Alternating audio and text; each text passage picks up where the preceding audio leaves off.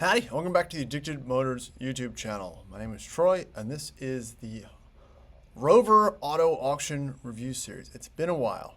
There hasn't been that much interesting, but we're back with what I think is an okay 2004 last year Land Rover Discovery 2.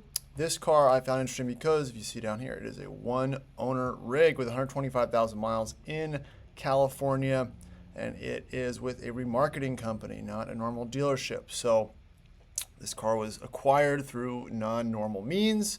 It still has the tag on it, and let's kind of get into it. Now, this model year, these D2s, D1s, Rovers in general, are getting more expensive. So that's why I really am making less videos on them, because they're becoming less and less attainable. And it's kind of the reason I got into Rovers, is they were cheap. I wasn't a natural Land Rover fan to begin with. I just always liked that they were fun to play with, a little bit disposable, and readily available. And now they're becoming more and more sought after. And that takes the fun out of it for me, because overpaying for something is the way to separate the usability and the sustainability of a hobby. So anyway, let's jump into this particular D2. It is for sale. I think it runs today. It has nice paint. That's the first thing I noticed. It looks like it has Lansum Linglong tires on it, but who cares? The body lines and all look like they're pretty accurate. And overall, for initial impression, you've got an upgraded rear bumper. That's not a cheap option. Oh yeah, the Land King, Langboden something. Good tires. Good tires. Looking around the rest of it, fairly honest, honestly. That's kind of why I wanted to touch on this one. It's got mats. It's got a key, at least one key. The headliner looks okay. Still has the original warning sticker on it. The seats aren't ripped up. It's got Baby Daddy Lean on the seat, dual cup holders. I don't know if that's extended or someone pulled something out of it. Wear on the door, that's fine. It was driven.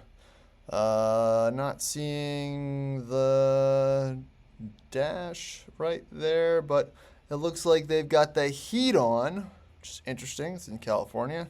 Shouldn't be that hot. All right, here's your gauge cluster. The car is running 125,000 miles, no lights, which is pretty good. The last few D2s I saw went for stupid money. Way too much money. I think 14 grand for a 80,000 mile one that could have had some rust. This one's got a good headliner. So I think that the idea of this review is, well, we don't know what it's going to go for. I think it could be sub 10 grand. It looks honest. There is some coolant in here. I don't know the color. I was initially like, oh, that's empty, but no, it's not. It's not empty. So that's a good sign. It's not as SE7, which is also fine with me. Very, very factory original. It looks good.